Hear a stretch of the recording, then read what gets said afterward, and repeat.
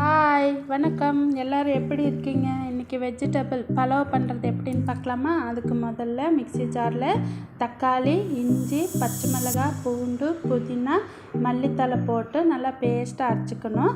அப்புறம் பாத்திரம் வச்சு நெய் எண்ணெய் ஊற்றி நல்லா காஞ்ச பிறகு பிரிஞ்சி இலை, பட்டை, கிராம்பு, ஏலக்காய், அன்னாச்சி பூ போட்டு கொஞ்சம் வெங்காயம் போட்டு நல்லா வதக்கிக்கணும். வதக்கின பிறகு நம்ம அரைச்சி வச்சிருந்தோம்ல அந்த மசாலா ஊற்றி நல்லா பச்சை வாசனை போகிற வரைக்கும் வறுத்துட்டு அப்புறம் கேரட், பீன்ஸு, பட்டாணி போட்டு அதுக்கு எவ்வளோ தேவையான அளவு உப்பு போட்டுட்டு நல்லா எண்ணெயிலேயே வதக்கணும். வதக்கின பிறகு கொஞ்சம் பிரியாணி மசாலா போட்டு வதக்கின பிறகு அரிசி போட்டுட்டு ஹாட் வாட்டர் ஆனால் சுடுதண்ணி ஊற்றி ஒரு முக்கால் பதம் வெந்த பிறகு ஒரு 10 நிமிஷம் தம் போட்டு எடுத்தால் வெஜிடபிள் பிரியாணி ரெடி. பாய்.